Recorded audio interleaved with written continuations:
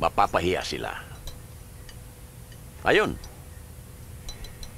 Inuphold ng Supreme Court ang desisyon ng Court of Appeals na ibasurang tax evasion case lamang sa akin. Walang kadala-dala yung mga kalabang ko sa gobyerno. Kung ako tatakbo, kakain ng buhangin ng mga hayop na yan. Ikaw, Rodney, Dad. bakit di ka pumasok sa politika? Kung ako kasing bata mo, papasukin ko yan. Paghahandaan ko at ambisyonin ko magpresidente. Dad, bala ko Kung sa sana... bagay, wala kang sariling pagkukusa. Ni katiting ng lakas ng loob ko, hindi mo minana. Kung nakuha mo man lang, kahit na kunting porsyento ng aking katapangan, hindi ka mag-aaksaya ng panahon sa mga walang kapararakan.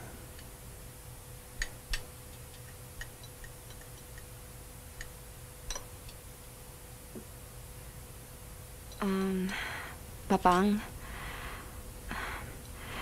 meron po yatang gustong sabihin sa inyo si Rodney. Sigurado ako, walang kabuluhan na naman yan. Walang kinalaman niya sa negosyo. Walang kinalaman sa pinag-aralan mong MA ng 2 taon sa Amerika. Walang kinalaman sa pagpapatakbo ng kumpanya. Wala. Tama ba ako, Rodney? Di naman ho. Kung ganon, ano? Sorpresahin mo nga ako. Ano itong gusto mong sabihin na ikagagal ako?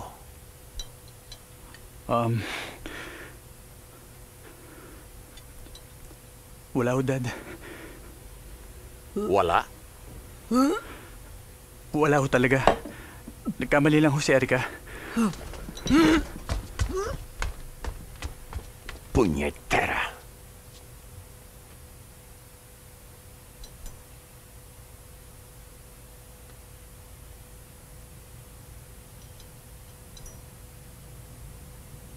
Yun lang ang sasabihin mo, dinagda ka kaagad. Wala sa timing. Kailan ang tamang timing? Nagpasakalye na nga ako eh. Di mo ba nadinig yung sinabi ng matanda? Walang kapararakan sa kanya yung pagpapakasal nating dalawa. Para sa kanya. Para sa atin, importante yun.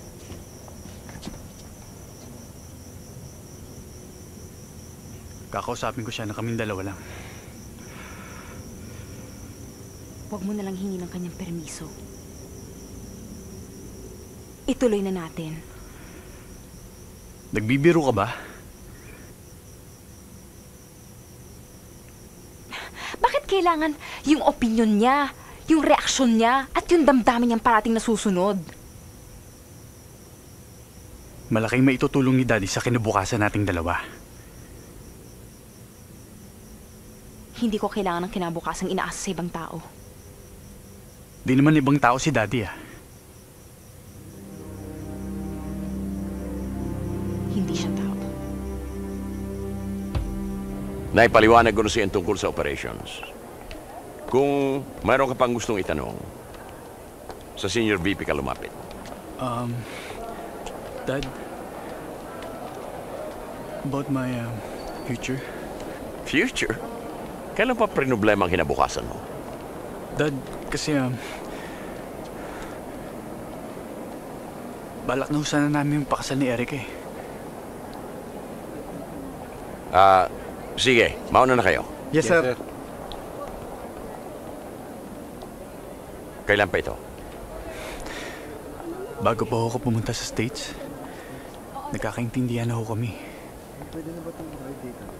Eh, yung dinidate mo, si Chingay. Wala na po yun, Dad. Tsaka si Erica po talagang gusto kong pakasalan. Wala naman hadlang sa kagustuhan yung yan dahil hipag ko lang siya. Salamat ho, Dad.